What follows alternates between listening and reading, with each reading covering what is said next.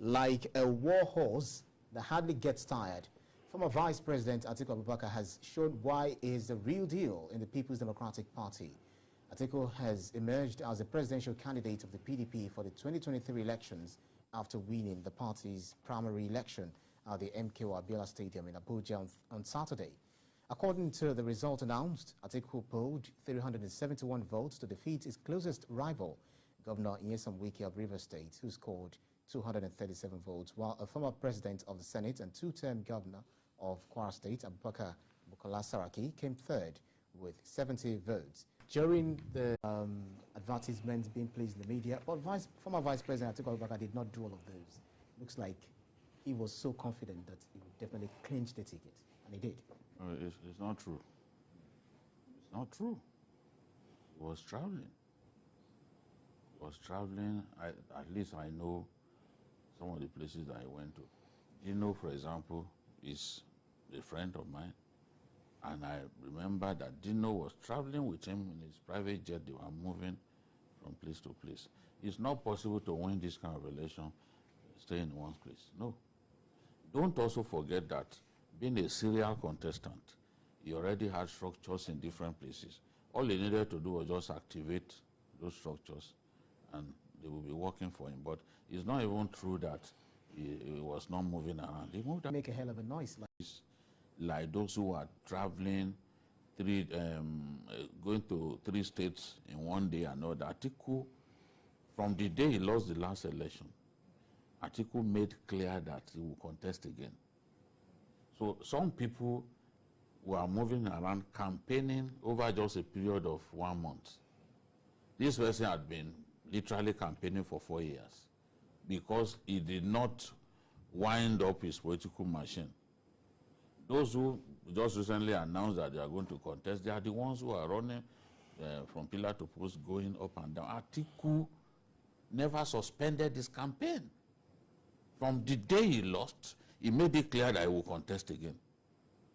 We all knew that, look, Atiku will be in the race for 2023. That one was public knowledge.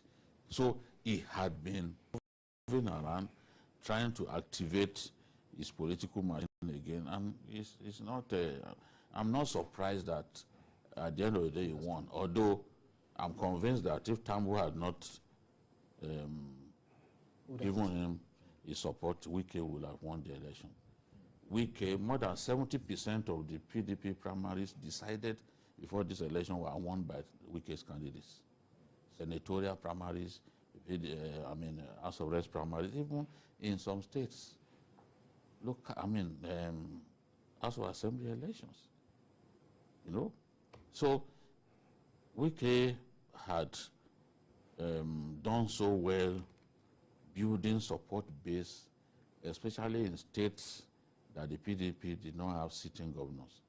So those North Central states and other places, he was in firm control in a lot of those. But at the end of the day, what would it happen when Tambo decided at the last minute to say, look, I'm pulling out and directing my delegates to support the Vice President. Let me explain why I said if he had not pulled out, Wike would probably have won. In Sokoto, 26 delegates, because they have 26 local government, 23 in Kebbi, 14 in Zamfara. That's 63 no. Apart from the support that he had in some other states like Katsina, like Kaduna. In fact, he will have dominated majority of the 7 states of the North Central. Because it will come from North Central, you know, so that's this area of strength. Even when he did well the last time, that was the area of strength. He came second to Atiku in the last presidential primaries of the party. So someone so highly rated like that, by pulling out at the last minute, not less than 100 votes. He conceded not less than 100 votes by that action to Atiku. Because by the time you pull the 63 votes from those 3 states alone, And we still have Jigawa, we still have Kaduna, we still have Katsina, which constituted this area of strength. Being an incumbent governor. And an incumbent governor, you know, those are the areas where he had been working. In Kano, you have 44 local governments. That is an advantage in itself. In Katsina, to more than 30 local governments, an advantage. And they don't have sitting APC governors in those places. So for him, APC governors in those places, for him being sitting, you know, those areas were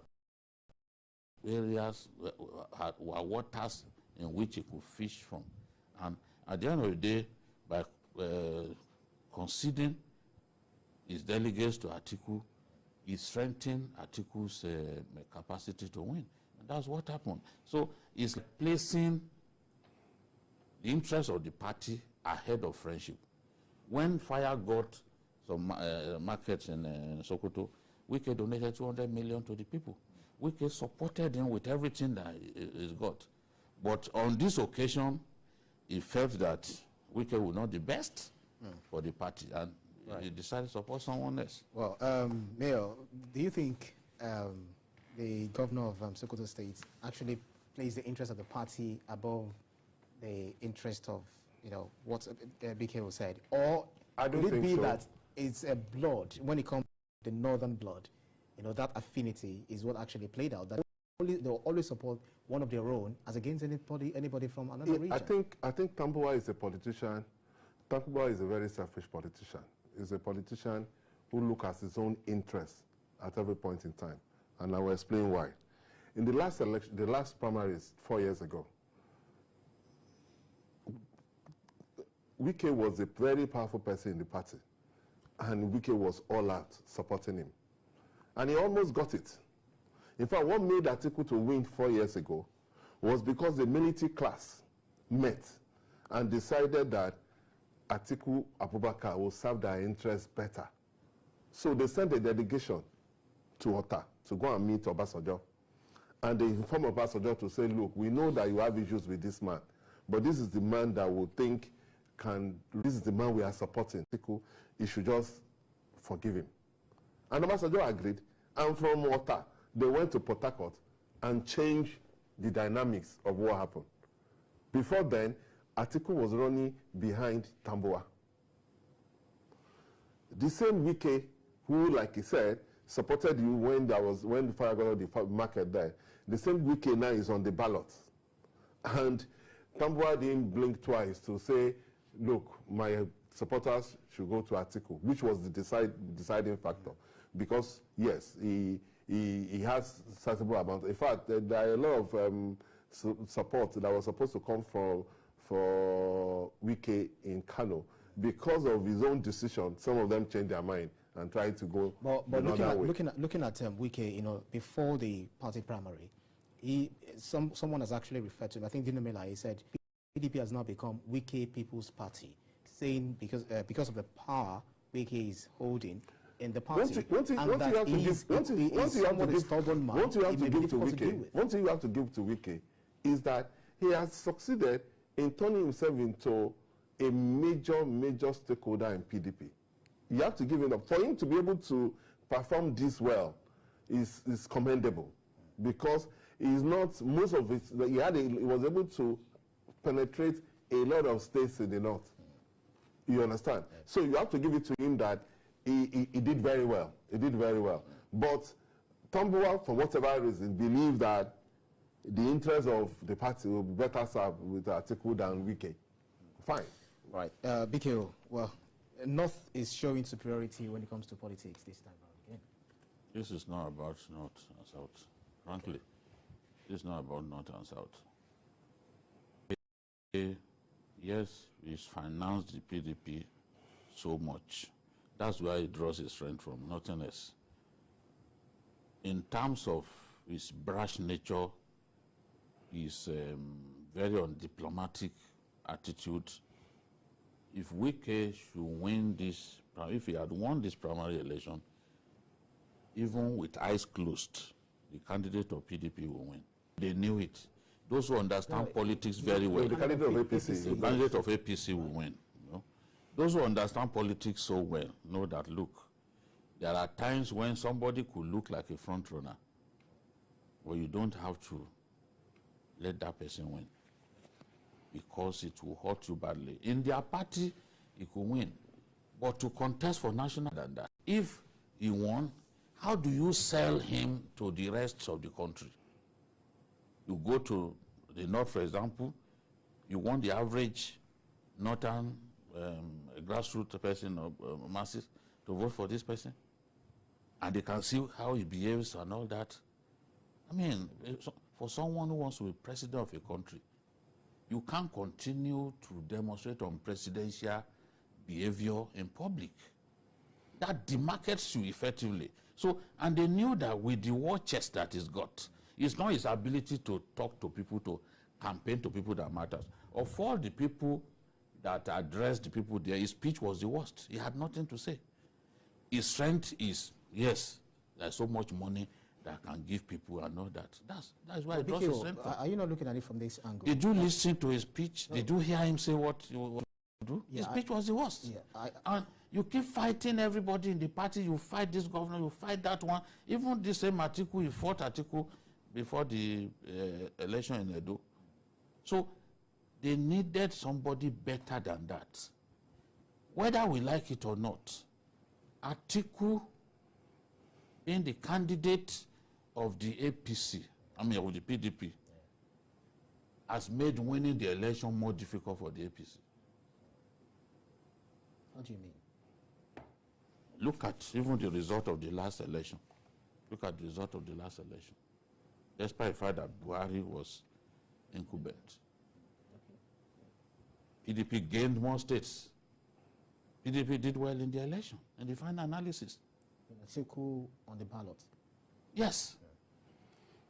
So if you are now at Buhari without his usual 12 million votes, it's not going to be on the ballot. Tell me anyone from northern Nigeria today, that is in the APC, has a standing, who is stronger than Atiku. Just tell me one person. Well, looking at but my own problem is that where is the fairness and justice that we clamor for in politics?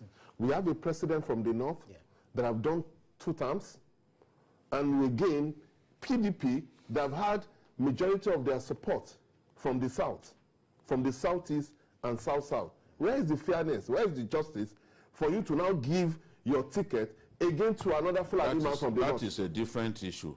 On the day when we want to talk about zoning, if you bring the argument game, we are talking about what transpired at their presidential. Yes, I agree. But what I'm saying is that both the APC that you are talking about, that's the APC more. No, we are not discussing. No, but you are the one talking about zoning.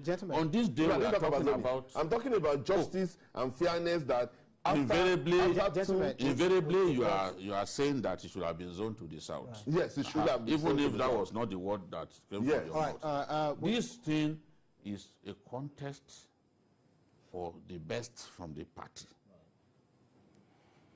Everyone was saying, even when we were arguing, I said, if Wike looks like winning, but if he wins, it will be easier. Nobody knows. Any discerning person knows that Atiku will win. Mail.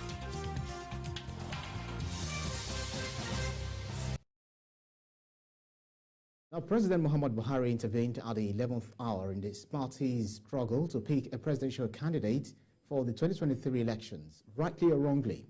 At a meeting with the Progressive Governors Forum at the ASO Presidential Villa, Abuja, President Buhari told them that he is soliciting their reciprocity and support in picking his successor, who would fly the flag of the All Progressives Congress in the 2023 election. Quite interesting, BQ. Let me start with you. I remember soon after the APC convention that produced the incumbent chairman of the party, I remember asking you whether the president might want to toe the line of consensus candidate for the APC primary. But you said the president... I can't even remember exactly what I said. All I've always said was that it does not make any sense at this stage to be thinking of consensus. I want to see the delegates choose the candidate of the party I don't want to see the president and a few powerful people in the party decide for everyone. Because at the end of the day, when you are talking about consensus, as we saw at Eagle Square the other day, consensus does not mean unanimity. It doesn't. Consensus does not mean unanimity. The fact that somebody has been thrown up as consensus candidate does not mean that everyone is happy to have him as the candidate of the party. In fact, in most cases, you leave people extremely displeased. We saw people crying like a baby on the podium the other day because their hopes were dashed. Years and months of hard work were dashed by the fact that a few people just chose to decide for everyone, and they will call that democracy. It's not consistent with democracy for just a few people to decide for everyone. These guys have bought the expression of interest and nomination from the party for the presidential. For the position of president. So let them contest. Let them slug it out. Why is anybody afraid of a contest, a flat-out contest? That's what I want to see.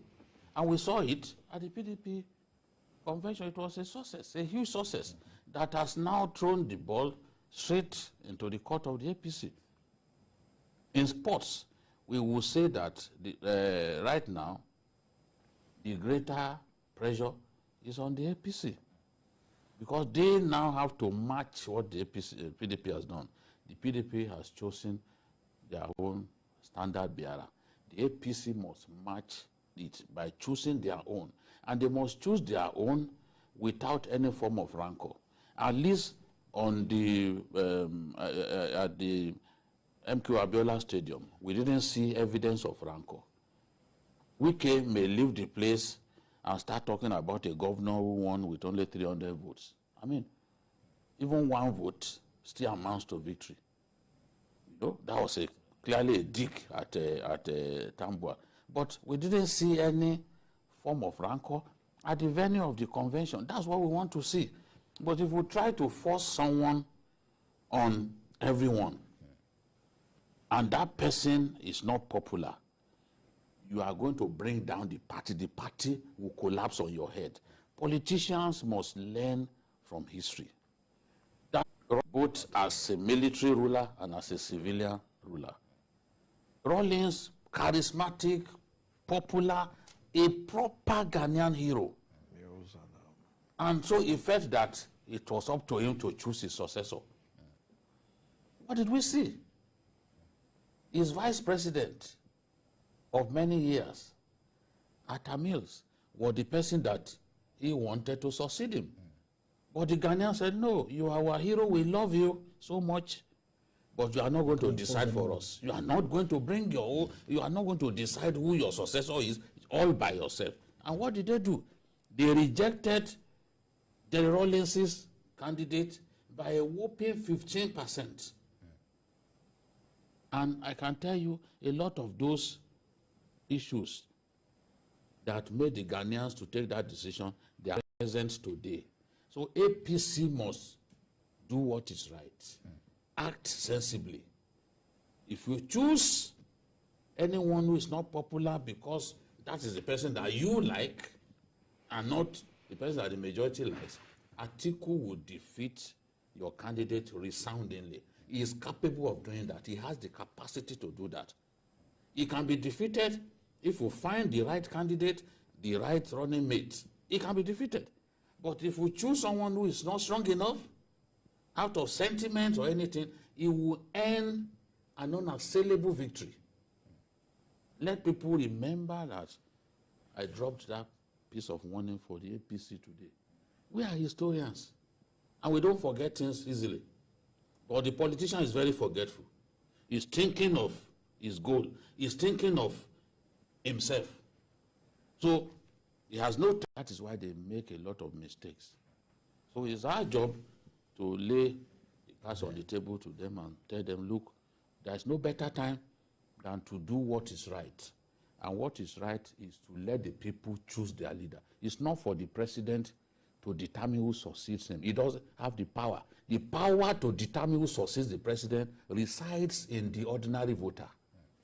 All right, Kolawole Johnson. Well, there was a time the president granted an interview to journalists, and he said that if he mentioned the person that he might be supporting, the person might be killed.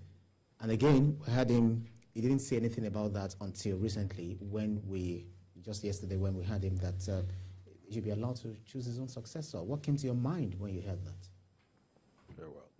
I think a time will come in this country when we won't be discussing PDP and APC. Of course, I think they've stayed they've stayed enough on the stage. We should be having fresh ideas now. However, if we are bound by circumstances to keep discussing them for now, we don't have a choice. So what comes to my mind when the president said it should be allowed, that they should allow him to choose his successor? I think it is not a surprise to me. First, I think I spoke somewhere not too long, and I said the president is a military man. Don't take that away from him. And they have a strategy of keeping their game close to their chest.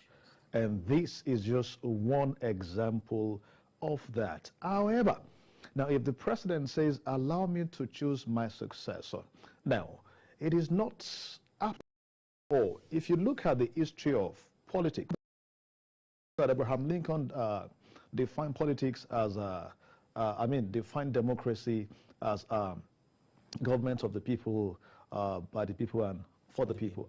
However, the elitist theory theorists told us that you always have a few people per time who decide for the larger majority, especially an organized minority. They have the power not just to decide, but to govern, annually rule over the larger majority. However, if this minority do that in the interest of the larger majority, there won't be a problem. But when the minority do this for selfish interest, it creates problem not just for the system, but also for the entire nation and for the polity. Now, if the president would choose, now let's extrapolate and put and try to examine what he has done thus far, the decisions he has made in government thus far. If we are going to use his antecedent in terms of decision making to judge, then I think we may have reasons perhaps to start nursing some fears. And in whatever shape it takes, there would always be the final drama where whatever has been agreed upon, they will come open also to choose. So we are still going to have a semblance of a democratic system when we know that the action has been taken in. And do not forget that you have a race that is populated by a lot of pretenders. So you now see some particular group of people championing consensus. Now, when you see those who are loud, who are the loudest folks on consensus, then you ask, is it that you cannot face the election by yourself? And so, if actually you're popular, you're not going to be so happy to protect his legacy. Then you ask, what exactly is the legacy that we should be protecting? The insecurity or the economy meltdown? I asked a question from some folks 2 days ago when we're talking about one of the aspirants, and my question is, even if this man is chosen, he will come to the public space, we will ask him question. I remember the VP 2019 when during the election debate, now questions were being asked on the economy and the running of the government. The VP said that the president does not know, meaning he was the one that know.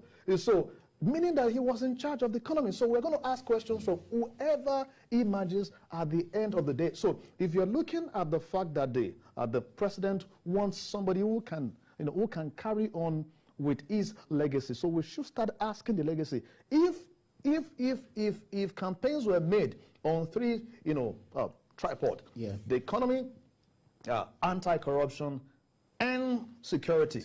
On these three, of course, on these three strands, you can see that the government has not succeeded at all. So if he's also looking at some certain agenda that I think we have mentioned over time, some are saying right now that what the APC is trying to do is to look for a weaker, candidate for the vice president Atiku in PDP.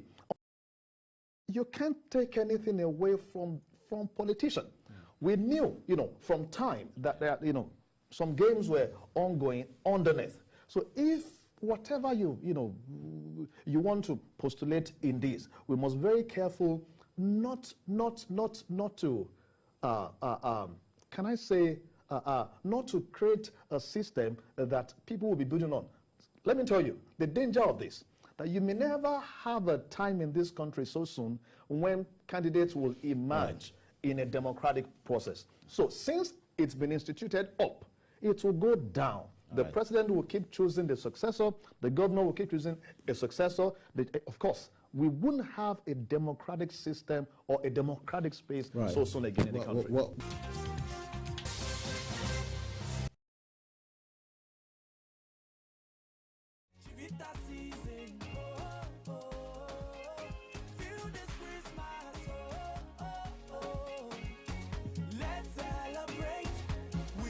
Everyone has a Chivita this season. What's your Chivita? As part of what we do in climate change initiative, is to issue what we call the Nigeria Sovereign Green Bond, targeted only at projects that are green in nature, or that support our net zero targets. We've already issued the first tranche and the second tranche. We're about to issue the second sovereign green bond of about 50 billion naira now. So let me say that part of what we want to do as our clean energy goals is essentially to focus, one, in collaboration with the Ministry of Power and Ministry of Petroleum, to raise the power sector with large-scale integration of the renewables, enhance energy efficiency and conservation. This message is brought to you from the Federal Ministry of Information and Culture.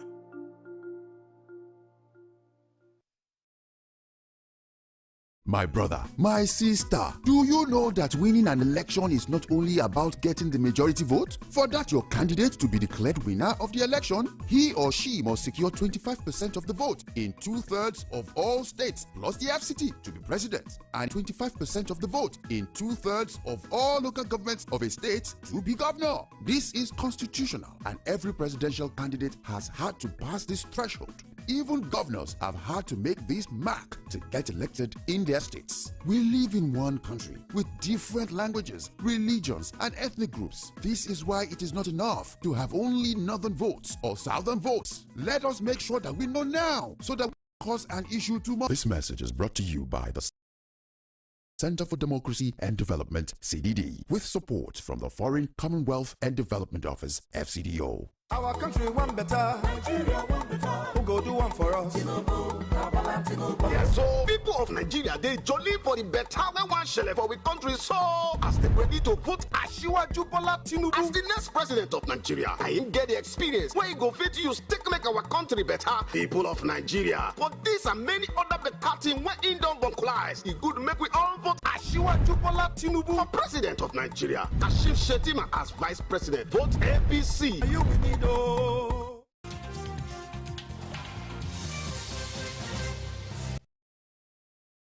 The candidate is more interested in what he would do if he's not elected.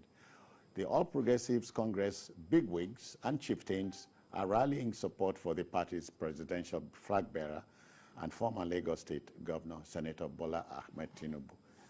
Beyond congratulatory and goodwill messages, the party's leaders say his candidacy is a breath of fresh air. So we can go back there again. No, for me, I think if you had gotten someone from the government, I don't think that would have been the very best. Of course, the government has its own low points and questions will be asked. But for someone coming from outside the immediate government, I think it is good for the party. Somebody who who will be bringing fresh ideas. And I think you was it 15 or 11 when Ribadu was on the ballot, despite the internal stuff. You know what APC polled in the Southwest? About 1.4 million votes. You know, it's unusual, of course. Even in the South, I think they polled also some vote there. So for him, and you should notice that each election year, where the candidates come from, they always turn out a lot of votes. That is, like the last election, the Northeast and the Northwest, were leading, in terms of volume of votes. So fresh air, both in governance and both in terms of, voters turnout. I think right now you have the Northwest as the highest in terms of voters registration, about 21 million or so. Then you have the Southwest following with about 17.4 million votes. I think these will be so fresh air to inherit the blame and the failures of the government. And two, somebody with enough political force, political structure across the country to bring this to the table for the party. And I think the next election will be a very funny one in this country. But not funny. Says the next election would not be funny, but I'm adding not funny. Yes, it's one who understands what it means by the election being funny. The election could spring some surprises. Yeah. You know? I want to imagine that the coming of NMPP will really muddle the waters in the Northwest especially, because people are politicians. So we expect, as it happened in Bauchi and some states, so you're looking at Kwankwasia and so on. Yeah, Kwankwasia is a force. It's a massive force in northern Nigeria. It has not been able to win an election for some time. In terms of maybe a big election like governorship election, it's been struggling, but it's been building that group for some time, and that group is formidable. So I expect that some of what happened in 2019, when we saw some candidates winning on the platform of PRP. Okay, yeah. Yes, we expect that in the some states, that's it. Some states emerged, even for the House of Reps, House of Assembly, they did well.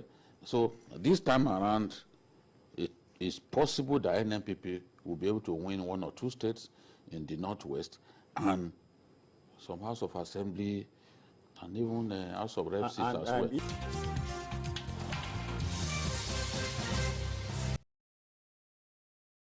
The people of Ekiti State, southwestern Nigeria, have spoken loudly regarding who governs them for the next 4 years. In Saturday's governorship election in the state, the people voted overwhelmingly for the candidate of the All Progressives Congress APC, Biodun Abayomi Oyebanji. According to the results declared by the Independent National Electoral Commission, INEC, Oyebanji polled 187,057 votes to defeat Shaguni of the Social Democratic Party, who scored 82,211 votes with 67 texts. Biko, Ekiti people have spoken. What's your impression about Saturday's election?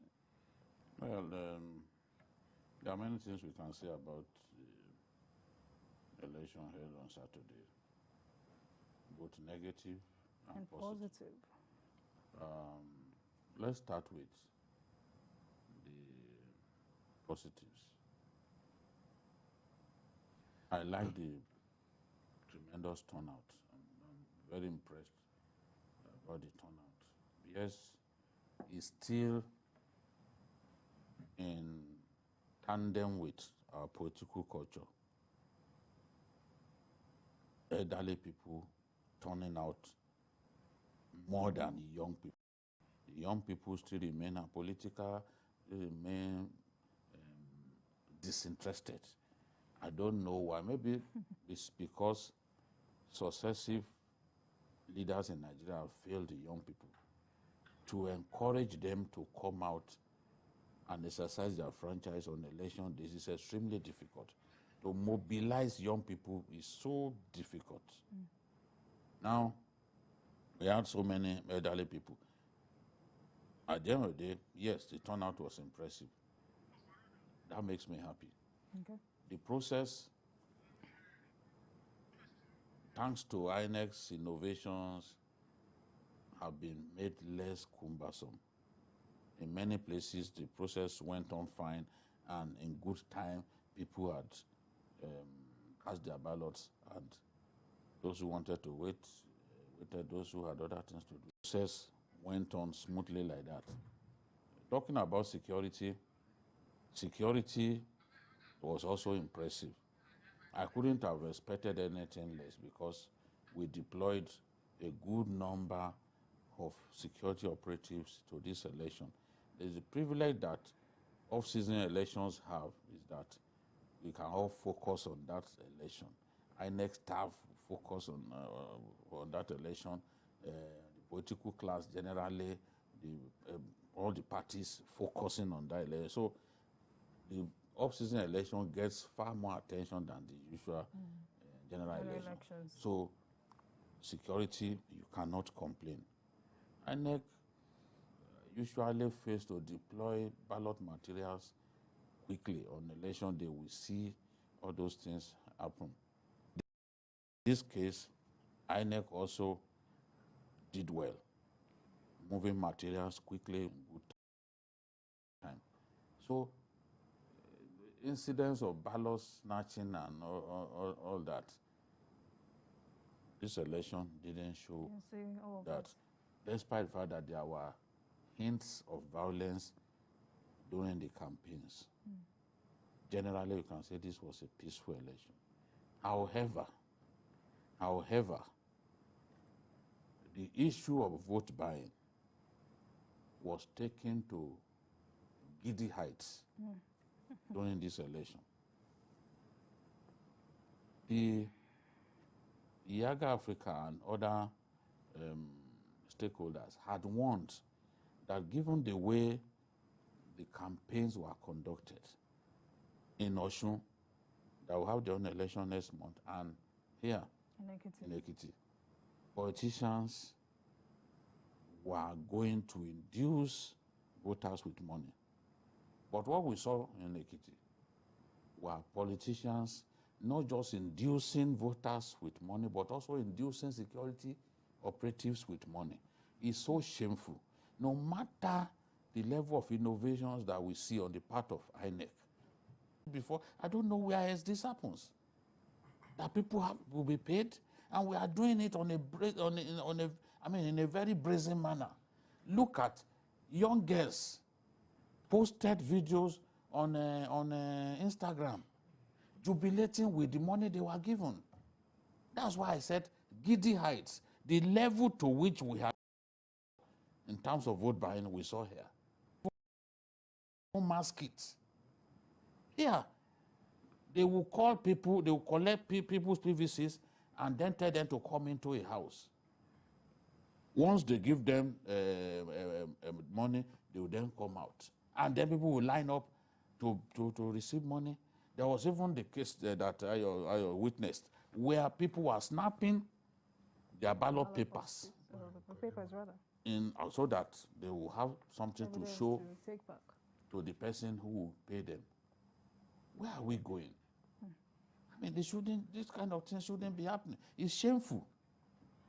All right, Dari, talking about vote trading, are we really going anywhere, or is this a sad reality that we have not really opened up to embrace? I am particularly pleased with the word you just used, vote trading. This morning, again, that this thing should not be covered by trading. That it takes two to tango. We talk about the buyers, we talk about the buyers, sellers. about the sellers. The sellers are even more culpable. They lose head or tail. The voters lose when you sell your future. What happened in Ekiti is it's just unfortunate that while we are here to rejoice over the innovations and the gains that we can take away from this election, we were taking hundreds of years back by what happened in terms of vote trading. There is a particular incident where men of the Security Defense Corps hijacked or seized a bag of money. That was a polling unit buying votes. And the voters, the electorate, who should support such act, descended on the officers and nearly, attacked them, and they wanted to, the question was, why are you seizing the money? This is money they want to give us. And the man was even asking them in the video, I said, so you will take this money, they want to buy your vote, that's why we are seizing the money. He said, who sent you? He will not come back. Oh, don't you go about that? He looked at that elderly person, and I felt, what awaits us as a nation? The culture is getting worse.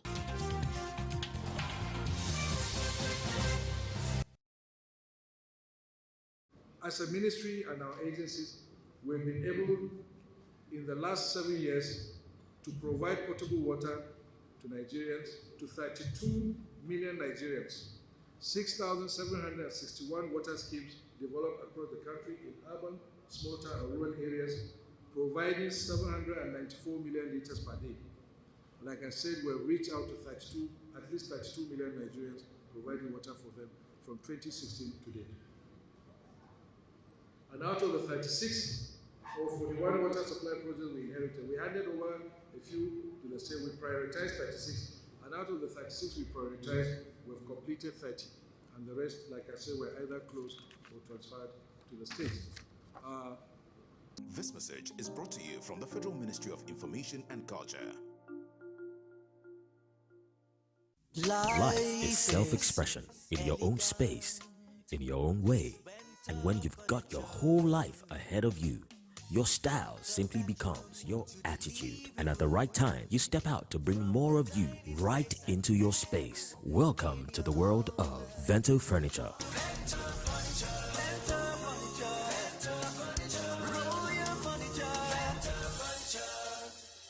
Season's greetings. Think home, think Vento Furniture. It's a new dawn for Nigeria. Oh, better days are coming. Better days that gives us hope and strength. It's a new dawn in Nigeria. The firmament portends a bright future as the people of Nigeria move to vote a man whom they have come to trust. That man is Asiwaju Bola Tinubu.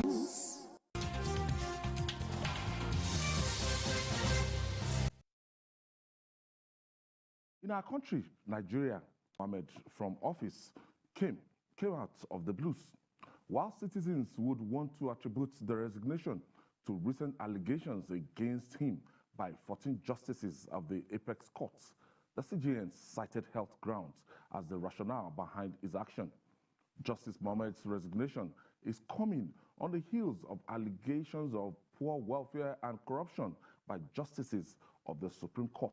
Let's share an update on the story with you. Section 231, subsection 4 of the 1999 Constitution as amended, says that if the office of the Chief Justice of Nigeria is vacant, or if the person holding the office is for any reason unable to perform the functions of the office, the President shall appoint the most senior justice of the Supreme Court to perform those functions. And that would be 64. He studied law at the University of Ife, now Obafemi Awolowo University, and backed his with honors in July 1980. In July 1981, he was called to the Nigerian bar and got enrolled at the Supreme Court of Nigeria as a solicitor and advocate. After stints serving at the Oyo State Judiciary as a state counsel, he left to go into private practice, and in 1989, he set up his own private practice. In 1992, he became a judge of the Oyo State Judiciary. Justice Ariwola was later elevated to the Court of Appeal between 2005 and 2011. On November 22, 2011, he was appointed as a justice of the Supreme Court. Before his elevation to the Supreme Court, he served as justice of the Court of Appeal in Kaduna, Enugu, and Lagos divisions for budgetary allocations of work under Justice Mohammed's leadership.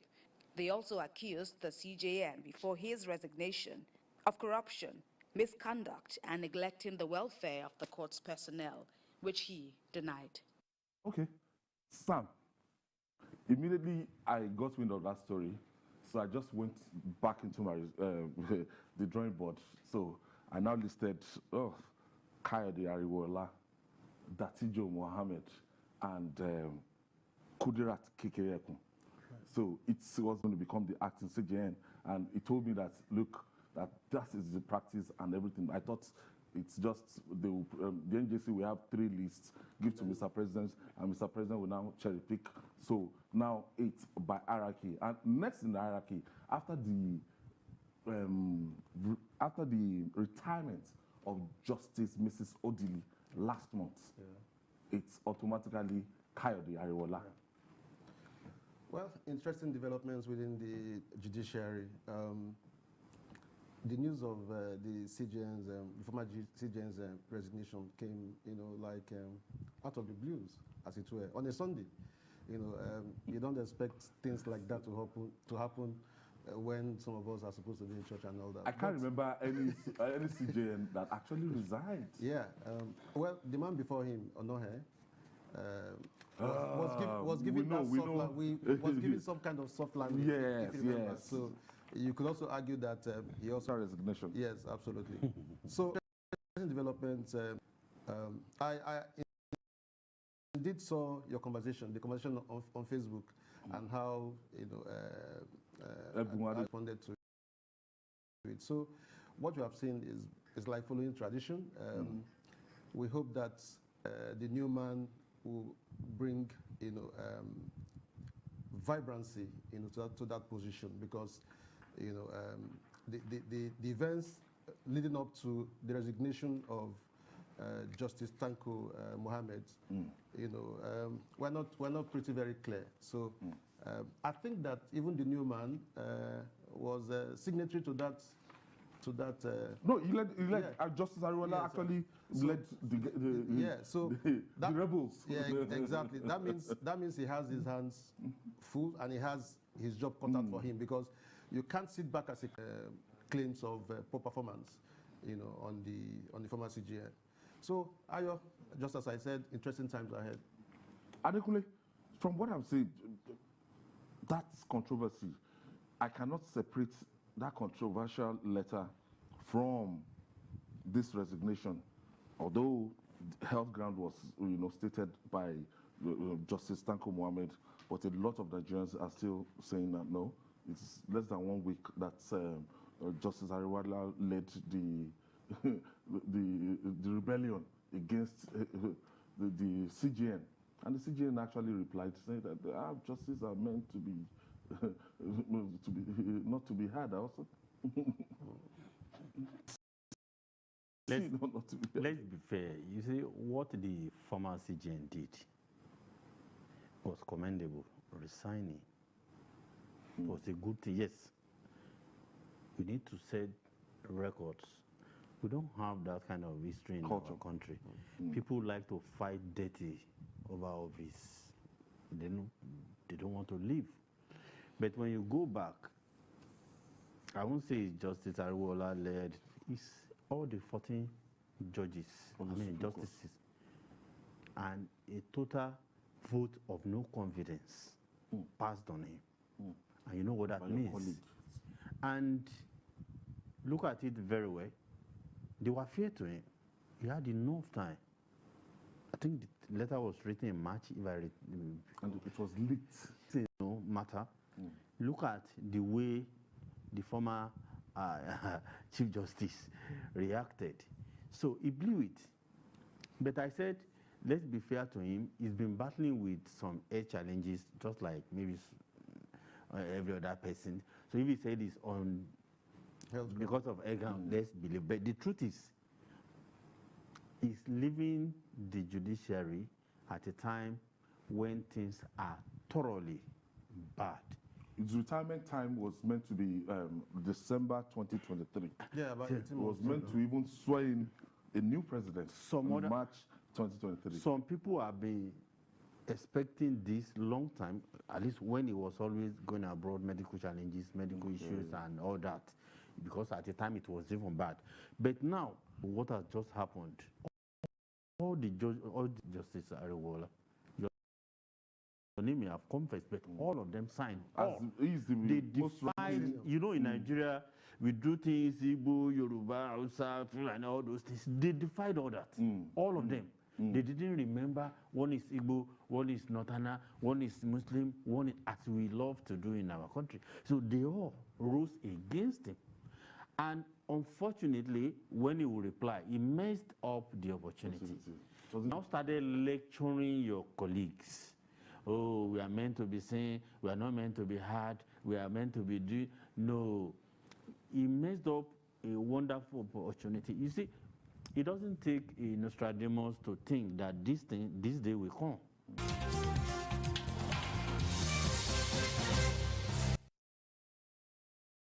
We wish you a Merry Christmas. My name is Femi Adebayo. This holiday season, start a better level. Up your family entertainment with this StarTimes upgrade promo. You recharge 2 months on Nova Bouquet and get upgraded to Basic or Smart Bouquet. Recharge 2 months on Basic or Smart Bouquet, you get upgraded to Classic or Super Bouquet. And if you recharge 2 months on Classic or Super Bouquet, you get 10 days free on your subscription. This upgrade automatically qualifies you for a weekly draw to win 55-inch Smart TV, PA systems, home appliances, and more. These prizes are proudly sponsored by Long Reach, Wayon, and Amaz. This promo is from the 15th November to 15th January 2023.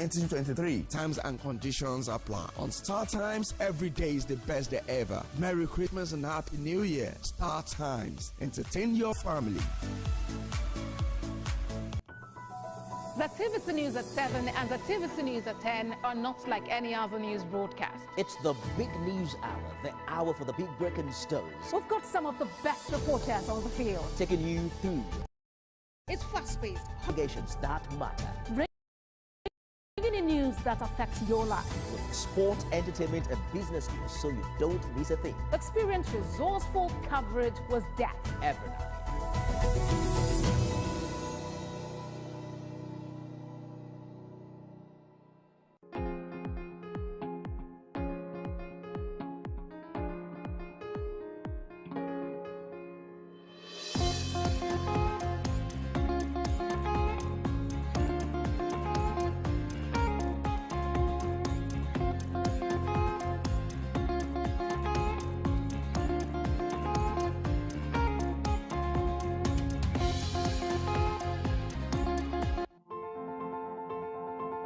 Every 1 hour, 86 migrants enter Lagos State. It is a beehive of activities. Every counts in this city that never goes. There is always out. We got the extra mile to tell the story of Africa's 5th largest economy. We track happenings on land, on waterways, and in the air. We go against all odds to ensure that you are heard.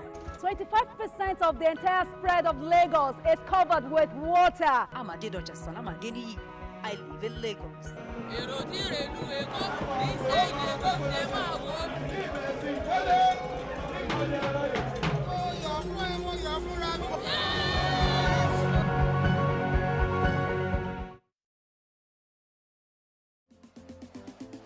Taraba is not called nature's gift to the nation for nothing.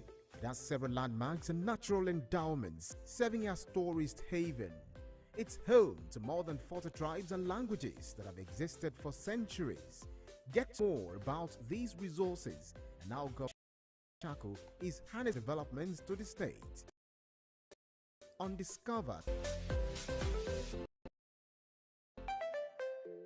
Your favorite agricultural variety show, Farm and Fortune, is finally back. Season 3 of OCP Farm and Fortune is bigger, bolder, more enlightening, and funnier than ever before. Isn't it one big